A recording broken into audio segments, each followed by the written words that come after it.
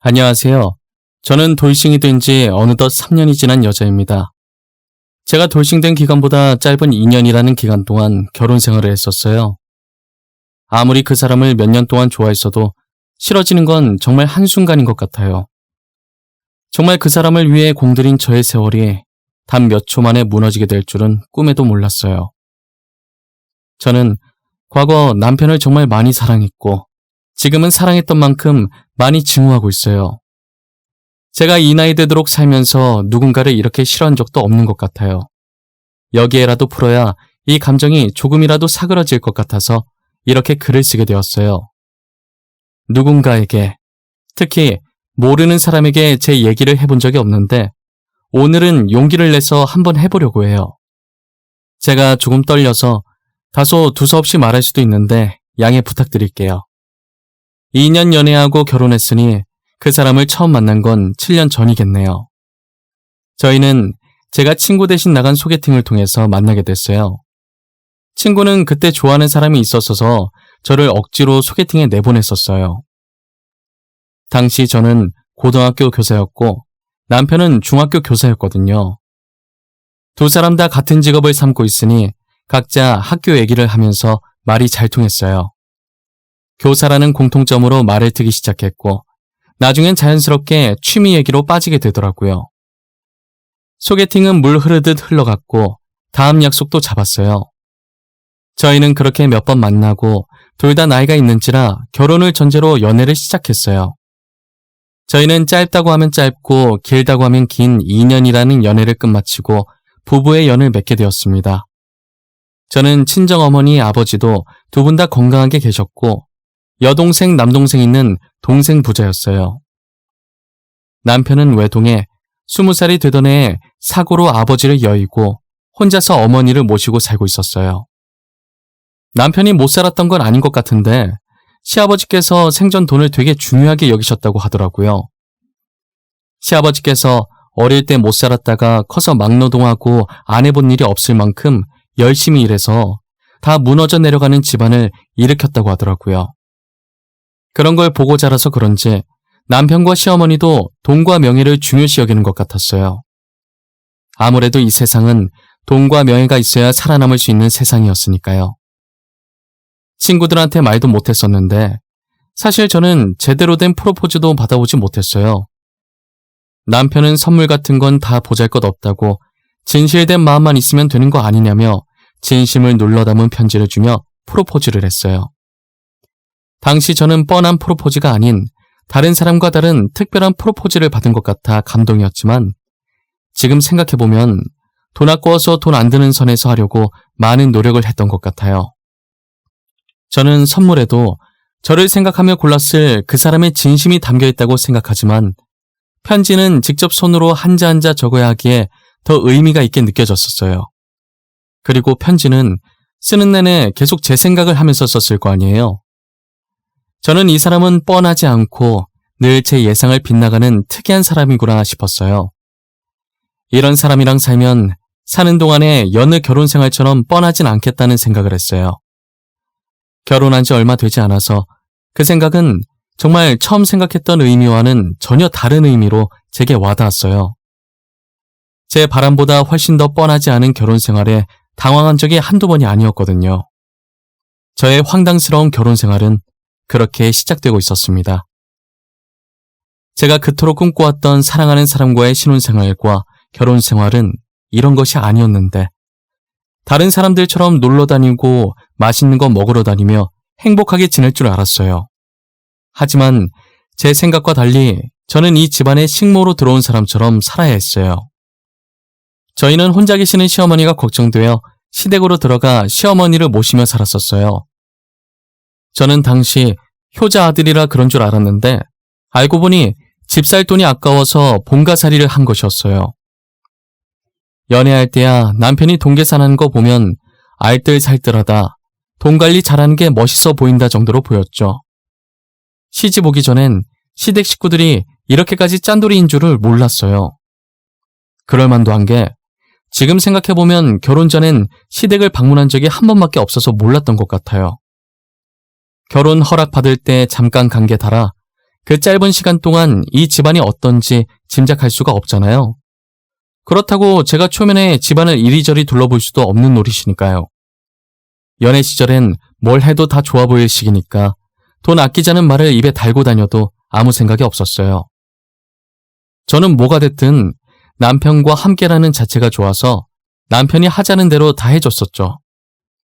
남들보다 근사하지 못한 데이트를 해도 그저 좋았었어요. 오히려 벌써부터 돈 관리가 확실한 남편이 자랑스러웠어요. 하지만 그 생각도 결혼과 동시에 유리 깨지듯 산산조각이 나버렸어요. 저는 돈을 그렇게 못 버는 것도 아닌데 강제로 허리띠를 졸라매야 했어요. 저도 사치하는 편은 아니라서 명품 가방 하나조차 없는데 그나마 돈을 쓰는 게 화장품이었거든요. 피부가 워낙 예민해서 싸구려 화장품은 절대 못 쓴단 말이에요. 그래서 제가 쓰는 화장품들을 보면 다른 화장품들보다 가격대가 조금 비싸요. 아가씨 시절엔 어차피 돈을 벌고 저 혼자 쓰는 돈이니까 아낌없이 발랐었어요. 하지만 결혼함과 동시에 그 화장품들을 쪼개고 쪼개서 정말 조금씩 써야 했죠. 화장품 다 써서 사려고 하면 남편과 시어머니의 혼잣말 같은 잔소리를 몇 시간이나 들어야 했거든요. 이렇게 제 돈으로 사는 건데도 제가 눈치를 봐야 하는 지경이었어요. 이렇게는 안 될 것 같아서 생활비도 드리고 용돈도 따로 챙겨드리니 제가 제 돈 쓰는 거엔 신경 안 쓰셨으면 좋겠다고 딱 잘라서 이야기했어요. 아무래도 제가 생활비와 용돈을 넉넉히 드리는 편이니 찍소리도 못 하시더라고요. 저는 결혼한 후 원래 가지고 있던 카드들을 모조리 없앴어요. 시댁 식구들은 무조건 현금을 사용했고 과소비의 원인인 카드는 절대 금지였거든요. 그리고 항상 남편의 가방 속엔 계산기가 들어있었어요. 돈 얘기가 나오면 무조건 계산기부터 꺼내서 두들겨요. 저는 같이 살다 보니 계산기에 노이로제가 걸려서 이제는 계산기를 쳐다도 보기 싫어요. 꼬깃꼬깃 주머니 속에서 현금을 꺼내는 것도 더 이상 하기 싫어요. 그리고 현금 계산하면서 민망했던 적이 한 번 있었어요. 제가 택시 탈 때 주로 카드로 계산했었지만 가끔 현금으로 계산하면 거스름돈 얼마 안 나올 땐 그냥 안 받고 기사님께 가시는 길에 커피라도 사드시라고 하고 안 받거든요. 그런데 남편은 동전 10원 단위까지 정확하게 다 받고 나오는 거예요. 저는 남편이 지폐는 무조건 받을 걸 알기에 동전이라도 받지 말자고 기사님 고생하시는데 자판기 커피라도 마시라고 하자 해도 요지부동이었어요. 여보, 그냥 동전은 받지 말자. 기사님들 얼마나 고생하시는데 가시는 길에 자판기 커피라도 드시라고 하자. 응? 땅 파면 820원이 나와? 우리가 매일 돈을 놨냐고. 우리도 고생해서 힘들게 돈 버는 거야. 원래 택시 안 타려고 했는데 당신이 다리 아파서 죽겠다는 소리 내서 겨우 탄 거구만. 그럼요. 세상에 고생 안 하고 돈 버는 사람이 어디 있겠어요. 다 힘들게 사는 거죠. 남편분께서 되게 알뜰살뜰 하시네요. 지금 10원짜리가 없어서 여기 850원 있습니다. 저 10원짜리 있어요. 30원 드릴게요. 같이 힘들게 돈 버는데 20원도 소중하죠. 그럼 수고하세요. 저는 가끔 남편이 이렇게 융통성 없이 나올 때마다 한숨밖에 안 나오더라고요. 괜히 제가 너무 민망하고 쥐구멍이라도 있으면 당장이라도 쥐구멍으로 달려가서 차라리 쥐들이랑 같이 사는 게 더 마음 편할 것 같았어요. 남편도 저런데 시어머니는 어떻게 해요? 핏줄은 못 속인다고 누가 더 나은지 안 나은지 우열을 가릴 수 없을 만큼 모제가 아주 똑같았어요. 제가 시어머니 생신이라고 해서 큰맘 먹고 비싼 스카프를 사서 갔었어요. 시어머니 성격에 돈 아깝다고 이런 걸 왜 사오냐고 싫은 소리 하시는 거 아닌가 걱정했는데 제 걱정과 달리 이제껏 본 적 없는 미소를 지으시며 스카프를 두르더니 잘 어울리냐고 물어보더라고요. 며느리 하나 잘 뒀다고 어떻게 이렇게 이쁜 걸 사줄 수 있냐고 너무 고맙다고 하더라고요. 또 돈 썼다고 잔소리 들을까봐 걱정했는데 좋아해 주시니 덩달아 저도 기분이 좋았어요. 그때가 초가을이라 살짝 쌀쌀했었거든요. 이런 날 감기 걸리기 십상이라 방을 조금 따뜻하게 하려고 보일러를 틀었어요. 제가 보일러를 틀자마자 시어머니께서 달려와서 제 손을 탁 쳐내시더니 다시 보일러를 끄는 거예요. 어머니, 왜 그러세요? 지금 일교차가 심해서 이런 날 감기 걸리기 쉬워요. 혹시나 어머님 감기 걸리실까봐 보일러 잠깐 틀려고 한 건데. 예, 너는 지금 가스비가 얼마인지나 알고 그러는 거니? 나는 보일러 안 틀어도 괜찮으니 너는 추우면 옷 더 껴입거라. 그래 여보, 지금 가스비 장난 아니야. 나는 그래서 미리 겨울옷 다 빼놨어. 요즘 안 그래도 날씨가 쌀쌀한 것 같아서 저녁엔 좀 더 껴입고 자게. 시댁 식구들은 가스비 하나에도 저렇게 목숨을 걸고 자신들이 추위를 감수하며 살았어요. 남편과 제가 돈을 버는데 도대체 왜 사서 고생을 하는지 모르겠더라고요. 제가 준 선물도 자신들 돈 든 게 아니라서 좋아한 것 같아요. 시댁 식구의 짠돌이 근성은 보일러뿐만이 아니었어요. 화장실이나 거실에 있는 휴지 한 칸도 허투루 쓰지 못하게 했고 물티슈도 마음대로 못 썼어요. 자기들끼리 아예 상황에 맞게 써야 할 휴지 칸수도 정해놨더라고요. 그리고 화장실 수압이 너무 약하고 물도 너무 적게 내려와서 고장난 줄 알고 사람을 불러야 하나 싶다가 남편과 시어머니 성격에 변기에도 무슨 짓을 했을 게 분명하다는 생각에 변기 뚜껑을 열었어요. 아니나 다를까 수도세 아끼려고 변기 안에 벽돌을 넣어 놓으셨더라고요. 그런데 하나가 아니라 넣을 수 있을 만큼 최대한으로 양껏 넣어놨더라고요. 여러분들이 그 모습을 실제로 봤어야 하는데 저는 변기 속 벽돌과 대면하는 순간 기가 찼습니다. 아무리 수도세 아끼려고 한 것이지만 이건 진짜 너무하다는 생각도 들었어요.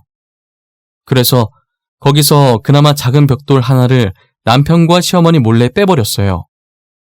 변기도 이렇게 해놓는데 당연히 저희가 씻는 것도 마음대로 못했죠. 목욕을 하려고 하면 시댁 식구가 정해놓은 물만큼만 통에 받아서 쓸 수 있었어요. 아무래도 그 물로 몸도 씻고 머리도 감아야 하니 머리 감으면서 머리 헹굴 때 물이 몸까지 쓸려 내려오게 씻을 수밖에 없었어요. 그래야만 정해놓은 물에 맞게 머리를 감고 몸을 씻을 수 있었거든요. 심지어 빨래도 세탁기로 돌리면 손빨래하는 것보다 물을 많이 쓰고 더군다나 전기세까지 잡아먹는다고 무조건 손빨래를 고집하세요. 제가 보다 못해 시어머니께 생활비 조금 더 드릴 테니 세탁기 쓰라고 했지만 그 돈은 모아두라고 직접 손으로 빨면 되는데 왜 쓸데없이 돈을 쓰려고 하냐고 하시더라고요. 그리고 저희는 조선시대 사람 마냥 항상 정확히 저녁 7시가 되면 냉장고를 제외한 모든 전기를 차단해요. 저희가 자는 동안 쓸데없이 돌아가는 기계들의 전기세도 아깝다는 거죠. 그래도 음식은 상하면 안 되니 냉장고를 제외한 모든 전기를 다 끊어버려요. 전기가 끊기면 할 게 없으니 어쩔 수 없이 강제 취침을 해야 했어요. 출근을 위해 알람을 맞춰야 해서 집에 오면 최대한 휴대폰을 안 봐요. 혹시라도 배터리 닳아서 알람 소리 못 들으면 큰일이니까요. 저는 항상 출근해서 휴대폰 충전하거나 보조 배터리로 충전해야 했어요. 옆에 앉아 계시는 선생님은 제 사정을 알아서 제가 오자마자 휴대폰 충전하면 안쓰럽다는 듯 저를 쳐다봐요. 저는 하소연할 수 있는 사람이 옆자리 선생님과 친정 부모님 딱 3사람뿐이었어요. 한 달에 2번 정도 혼자서 친정에 가는데 갈 때마다 친정 부모님한테 하소연을 해요. 친정어머니는 시어머니께서 나이가 있으신 분이니 어쩔 수 없다고 이해하라고 하더라고요. 주영아 어쩌겠어. 너네 시어머니께서 나이가 조금 있으시잖니. 결혼해서 그 집안 사람 됐으면 너가 참고 이해해야 하지 않겠니? 엄마, 나 결혼 괜히 한 것 같아. 남편도 만만치 않아. 연애할 때는 알뜰한 게 보기 좋았거든? 요즘 사람들 돈 흥청망청 쓰는 사람 많으니까. 근데 이건 해도 해도 너무 심한 것 같아. 아무래도 이 서방이 사돈을 보고 자라면서 배운 게 절약하는 것이니 그렇게 크는 건 당연한 거 아니겠어. 그래도 돈 펑펑 쓰는 것보단 낫잖아. 아, 엄마. 며칠 전에 내가 500원짜리 껌을 하나 샀었거든? 직업 특성상 말을 많이 하니까 입에서 단내가 나는 거야. 그래서 쉬는 시간 잠깐 먹으려고 껌을 샀는데 현금 영수증을 하라는 거야. 500원짜리 하나 사고 현금 영수증을 하라고 했다고? 겨우 500원인데 현금 영수증을 해줘? 500원은 현금 영수증 잘 안 해줄 텐데. 그러니까 내 말이. 그래서 나도 500원은 현금 영수증 안 해줄 거다 그랬더니 내 돈 내가 쓴 거 현금 영수증 하겠다는데 누가 안 해주냐면서 사람들 앞에서 생 난리를. 그래서 어떻게 했어? 현금 영수증 했어? 직원이 해주든? 하긴 뭐래. 사람들 다 쳐다보고 쪽팔려서 그냥 껌 다시 내려놓고 남편 데리고 나왔어요. 학교 근처 가서 샀지 뭐. 남편이랑 다른 학교 근무하니까 다행이지. 에휴. 남편은 이렇듯 500원짜리 껌을 사든 200원짜리 사탕을 사든 무조건 현금 영수증을 하는 사람이었어요. 절대 무슨 일이 있어도 카드 사용은 안 되고 무조건 현금을 사용해야 하며 현금 영수증에다가 무조건 지류 영수증 끊어서 가계부 작성까지 해야 한다고 저한테 시켜요. 저는 그래서 자잘하게 사는 건 남편 몰래 혼자서 사서 들어오죠. 저는 친정도 가족이라고 생각하고 친정 부모님께도 짠돌이 짓을 할 줄 알았어요. 그래서 최대한 친정 부모님과 시댁 식구를 마주치지 않게 하려고 했거든요. 제 고통을 친정 부모님께 나눠드리고 싶지 않았으니까요. 그런데 저희 친정어머니 생신 때 부모님께서 저희 부부를 초대하신 거예요. 항상 저만 가서 축하해드리고 집으로 돌아왔었거든요. 제가 매일 시댁 눈치 보며 배달 음식을 시켜 먹거나 외식하는 건 꿈도 못 꾸니까 자신의 생일을 핑계 삼아 딸한테 맛있는 거 먹이려고 그러신 거예요. 비싼 레스토랑 예약했다고 하니 남편이 그러냐면서 알겠다고 하고 넘어가는 거예요. 저는 음식도 조금 나오는데 가격만 비싼 곳에 왜 가냐고 한 소리 할 줄 알았는데 안 그러더라고요. 친정 부모님께는 선을 지키고 짠돌이 짓을 안 하는구나 싶었어요. 근데 전혀 예상치 못한 행동으로 짠돌이 짓을 하더라고요. 저는 그날 먼저 부모님을 만나서 같이 백화점에 가서 쇼핑도 하면서 간만에 데이트를 했어요. 아버지 차를 타고 약속했던 레스토랑에 갔는데 남편이 먼저 와서 앉아있더라고요. 저는 남편이 보이자 반가운 마음에 웃으면서 손을 흔들려고 했는데 화장실에서 시어머니께서 나오시더니 남편 옆에 앉는 게 아니겠어요? 저는 무슨 상황인지 사태 파악이 안 돼서 친정 부모님을 쳐다보니 난처하다는 듯 웃더라고요. 알고 보니 남편이 친정 부모님께 시어머니도 나름 가족인데 같이 축하해드리면 어떠냐고 말해서 시어머니도 데리고 온 거예요. 친정 부모님 입장에선 축하해주겠다는데 거절하면 꼴이 이상하니 허락을 하신 거고요. 저 두 사람은 어차피 자기들이 돈 쓰는 거 아니니 이참에 뽕을 뽑으려고 한 거예요. 그리고 남편은 친정에서 주는 값비싼 물건들도 넙죽넙죽 잘 받았어요. 그러면서 자기 어머니도 이런 거 하면 잘 어울릴 것 같다면서 혼잣말인 것처럼 말해서 은근슬쩍 시어머니 것도 바랄 때가 있었죠. 본인 돈만 아니면 뭐든 오케이인 사람들이었어요. 저는 그것까지도 다 이해할 수 있었어요. 아무래도 시아버지께서 지독한 가난을 끝내주셨는데 다시 예전으로 돌아가게 만들 순 없으니 그렇게 돈에 집착한다는 거 알고 그럴 수 있다고 생각해요. 모든 걸 다 이해했었는데 결국 시댁 식구는 선을 넘고 말더라고요. 때는 저희 어머니께서 집안 청소를 하시다가 쓰러지셔서 병원에 입원했을 때였었어요. 친정어머니께서는 평소에도 청소하시는 걸 좋아하셨었어요.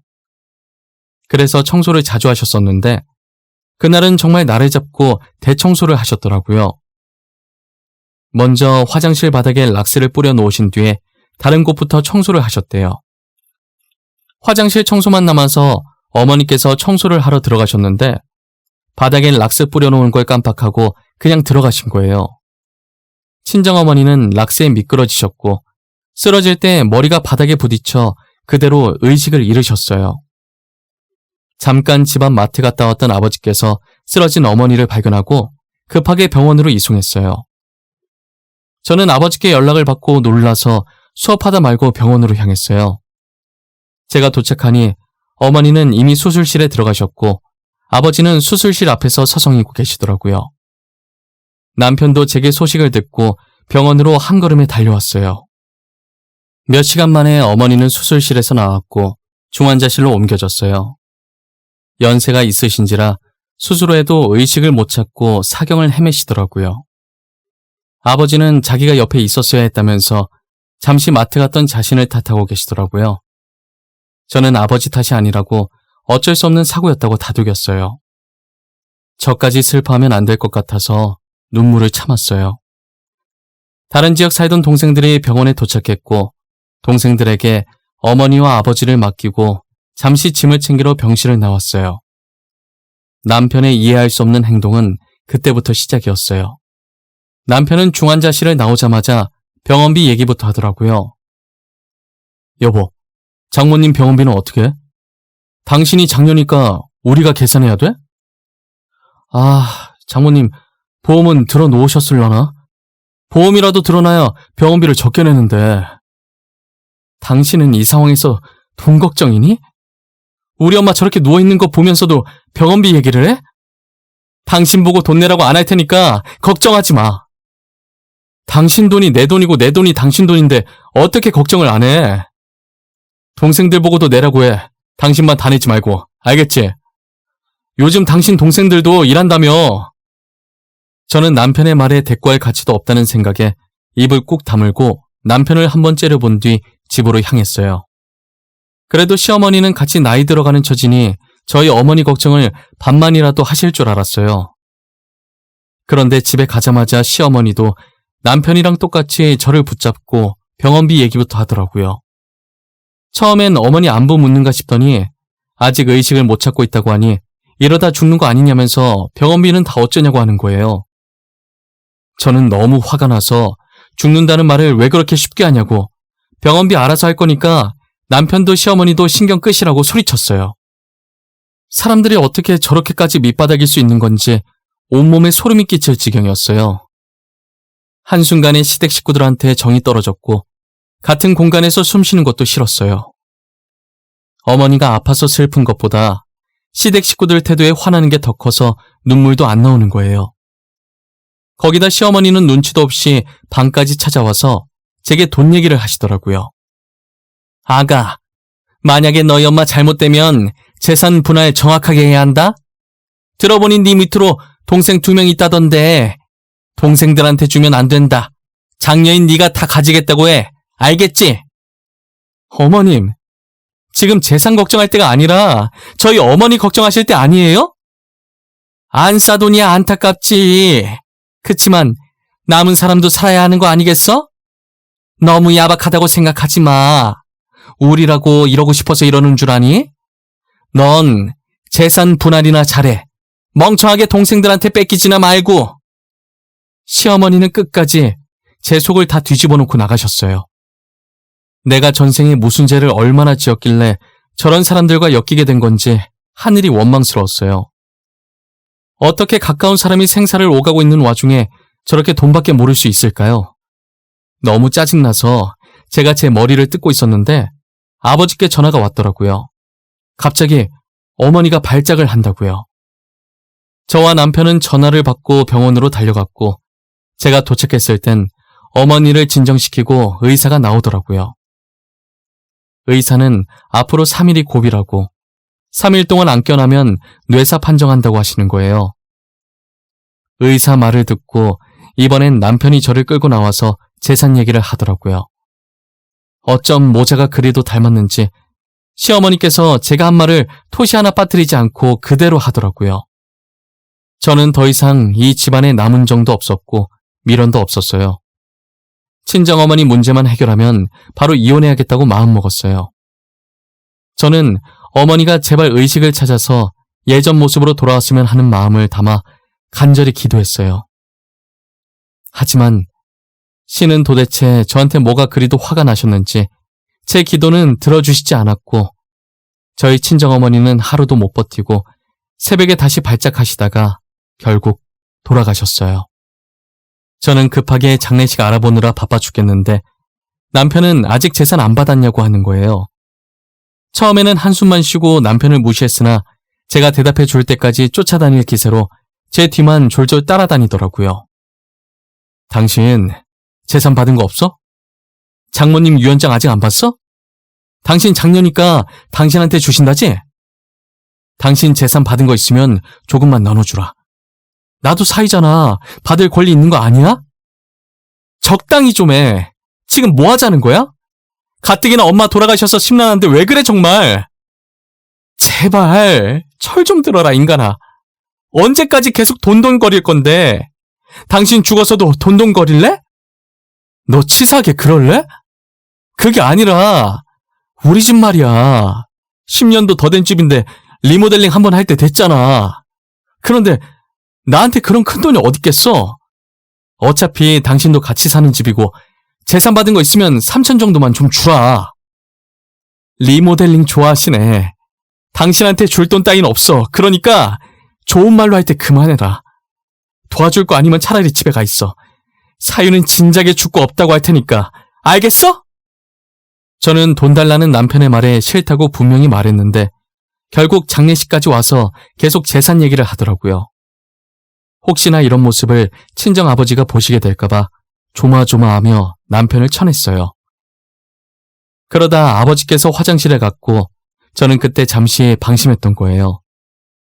볼일 보러 가신 줄 알았는데 잠시 손만 씻으러 가신 거였어요. 화장실에서 나오신 아버지는 우연히 복도에서 남편이 제게 하는 얘기를 들으신 거예요.